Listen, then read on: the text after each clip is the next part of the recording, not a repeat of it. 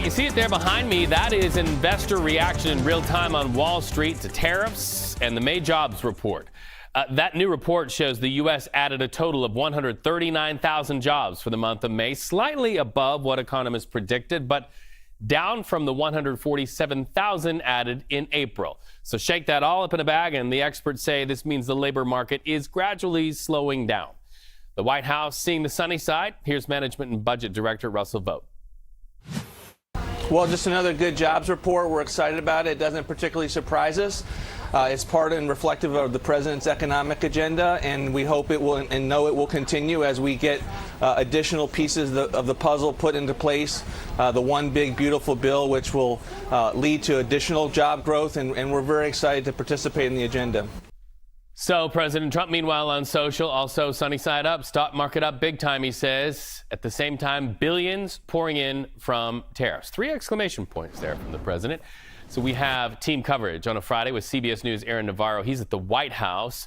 And also CBS News MoneyWatch correspondent Kelly OGrady live from the New York Stock Exchange. So let's start with Kelly. Team Trump not really addressing the April to May comparisons there.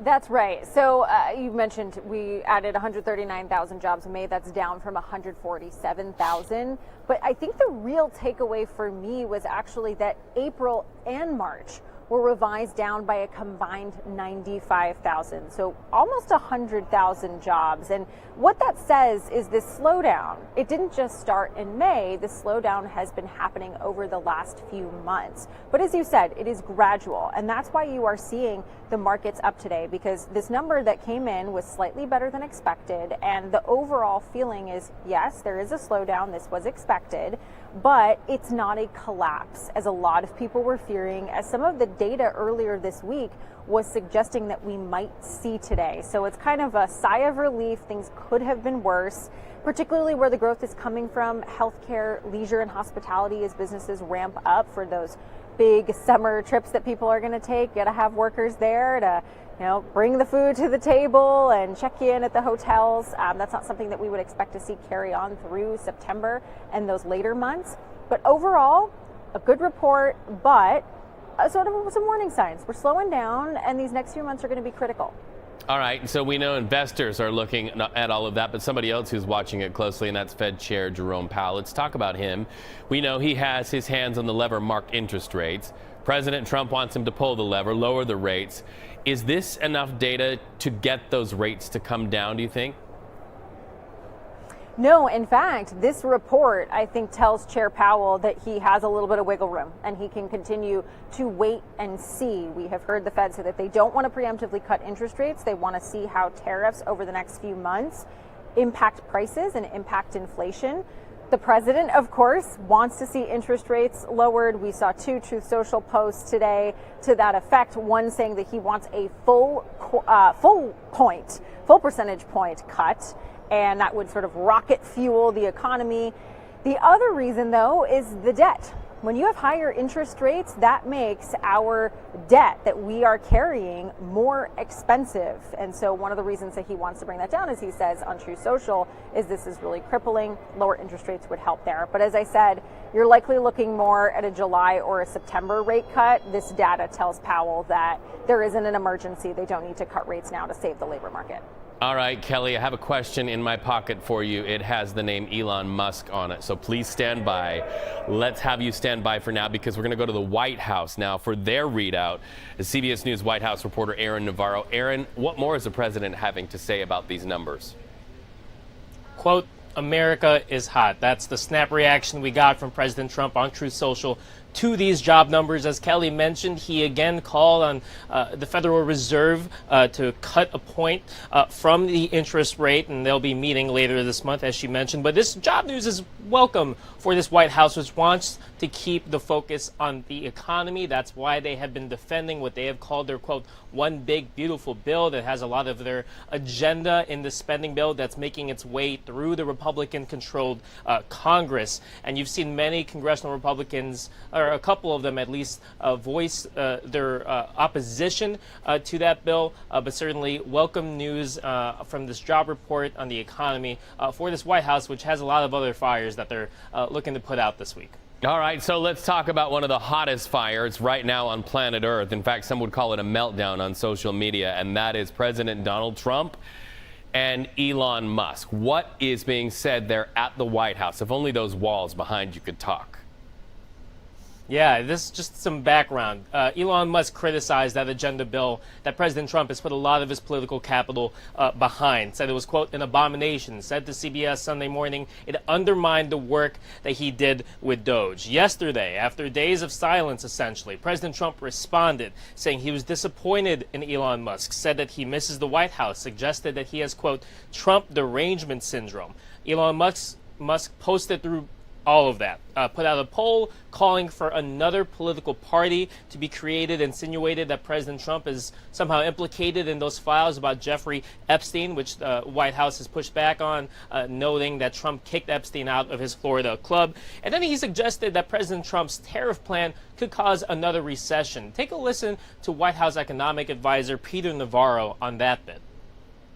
I'm curious what you make of Elon Musk's comments that Trump's tariffs will send the U.S. into a recession later this year. Well, look, Elon Musk does not like tariffs, full stop. He's made that clear from day one and going back to the first term. He's not a tariff guy, which is fine. We can have disagreements about it. But I would simply say that everybody during our first term who said that the tariffs were going to be recessionary and inflationary were obviously and wildly wrong. Now, that man, Peter Navarro, was actually one of the first Trump administration officials that Elon Musk publicly disagreed with. There were reports of private disagreements with Treasury Secretary Scott Bessent, and then, of course, the very public breakup between President Trump and Elon Musk himself that we saw yesterday. All right, and so riding the rocket of headlines, so to speak, we're also mindful of government contracts. And, you know, yesterday on social media, a lot of people felt like President Trump was making a threat about ending Elon Musk's government contracts in the midst of all of this, dropping what Musk called the Epstein bomb on social media. Have things cooled down today? Will there be any sort of inroads between the two? Yeah, it seems like the dust has settled at least a little bit. Our colleague Robert Costa spoke to President Trump earlier today, and it seemed that Trump is looking to move past this, that he's not focused on Elon, is focused on domestic and foreign policy matters, including the economy. And sources close to Trump said that the White House had been pretty muted about this all, but noted that Trump is unhappy with Musk's behavior, said he is, quote, immature and acting out. Another White House source said that Musk is actually looking to talk to President Trump at some point today on the phone. As of now, it looks unlikely. Trump doesn't seem interested in that. And one other notable reaction from Trump world, Stephen Bannon, the longtime advisor to President Trump, obviously still has a lot of sway in the Republican Party, called on Elon Musk to be investigated for his drug use, allegedly, for his immigration status to be investigated. Bottom line, the dust may be settling just a little bit, but the impacts of this are not only going to strain Elon Musk's and Trump's relationship, but Elon Musk's relationship with the Republican Party overall. Yeah, I listened to that Steve Bannon interview on NPR this morning, and he called Elon Musk a national security threat.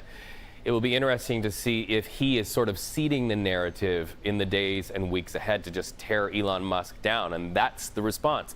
Aaron Navarro, so great to talk to you today. Okay, so I promised that we would go back to Kelly O'Grady, and I did have that question in my pocket marked Elon Musk. What is the reaction there on Wall Street to all of this, especially when it concerns Tesla stocks? Yeah, well, when you have a back and forth between one of the most successful businessmen ever and the president, there's definitely a business angle here. So Tesla specifically, we saw the stock tank over 14% yesterday. That wiped out roughly $150 billion in market value for the company. And the reason is Tesla shareholders didn't like this very public display, but also it's very valuable for Elon Musk, who's the CEO of the company, to have the ear of the president. They didn't love when he was too involved in the government, you know, under their view, but keeping that relationship is valuable for business in the future. The other two business angles, though, that I want to highlight are AI. Elon Musk is at the forefront of AI, and this administration is going to be very key when it comes to regulation And Elon Musk does not have a great relationship with OpenAI's Sam Altman, also someone who is at the forefront of AI and that regulatory space. So it's kind of some interesting things there, maybe an opportunity for OpenAI to deepen their relationship with the White House. And then finally, SpaceX. This is another one of Elon Musk's companies, of course, very integrated with the government. So this falling out of this relationship has many implications across industries. And the final thing I will go back to when it comes to Tesla, I'm just looking at the stock. It's back up 6%, so investors are at least liking that things are calming down for the time being, Reed. All right, Kelly O'Grady, we appreciate that take as well, live from the New York Stock Exchange. You have a good weekend, my friend.